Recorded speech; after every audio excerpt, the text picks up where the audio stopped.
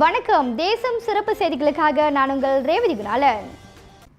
மாயிகா எப்பொழுதும் தெலுங்கு சமுதாயத்தின் வளர்ச்சியிலும் நலனிலும் அக்கறை கொண்டுள்ளது. மாயிகா தேசிய தலைவர் தான்சிரி விக்னேஸ்வரன் உகாதி புத்தாண்டு வாழ்த்து.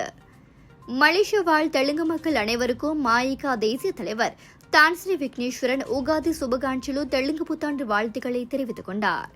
மாயிகா எப்பொழுதும் தெலுங்கு சமுதாயத்தின் வளர்ச்சியிலும் நலனிலும் அக்கறை கொண்டுள்ளது. மலேசியாவில் வாழ்கின்ற தெலுங்கு மொழி பேசும் மக்கள் அனைவருக்கும் மாயிகாவிற்கு தங்கள் ஆதரவு தொடர்ந்து வழங்கி வருகிறார்கள். மாயிகா எப்பொழுதும் தெலுங்கு சமுதாயத்தின் வளர்ச்சியிலும் நலனிலும் அக்கறை கொண்டு செயல்படுவதை நாடு அறியும்.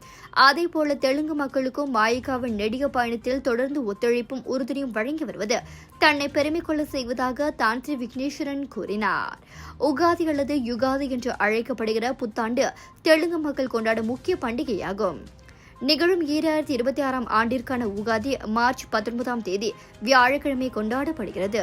இந்நாளில் மலேசியாவில் வாழ்கின்ற குறிப்பாக மலேசியாவின் பாரம்பரிய அரசியல் இயக்கமான மாயிகாவின் உறுப்பினர்கள் தலைவர்கள் உள்ளிட்ட அனைவருக்கும் இந்த நாளில் வாழ்த்து சொல்லும் அதேவேளை தெலுங்கு சமுதாயத்தினர் எல்லா நலமும் வளமும் பெற்று மலேசிய தேசிய நீரோட்டத்தில் மாயிகாவின் வழி தங்களின் பங்களிப்பை அளித்து தாங்களும் உயர்ந்து வாழ்வாங்கு வாழ வாழ்த்துவதாக தான்சிரி விக்னேஸ்வரன் உகாதி புத்தாண்டு வாழ்த்து செய்திகளில் குறிப்பிட்டார்.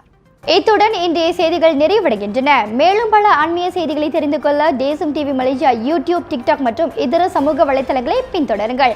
உங்களிடமிருந்து விடைபெறுவது நான் உங்கள் ரேவதி குணாலன். மக்களோடு தேசம், தேசத்தோடு மக்கள். நன்றி, வணக்கம். ஒரு வீட்டுக்கு ஒரு பட்டதாரி எனும் நிலை போய் ஒரு வீட்டுக்கு பல மருத்துவர்களை உருவாக்கும் நடவடிக்கையில் இறங்கியுள்ளது எய்ம்ஸ் பல்கலைக்கழகம். இந்திய மாணவர்களின் எதிர்காலத்திற்கு அடித்தளம் அமைக்கும் எய்ம்ஸ் பல்கலைக்கழகம் MIED வழி மாணவர்களின் பொருளாதார பிரச்சனையை கல்வி உபகார சம்பளம், கல்வி கடனுதவி மூலம் தீர்த்து வைக்கிறது. எய்ம்ஸ் பல்கலைக்கழகம் தரத்தில் உயர்ந்தது, போதனைகள் சிறந்தது, மாணவர்களுக்கு நிலையானது. இன்றைய நாடுகள் எய்ம்ஸ் பல்கலைக்கழகம்.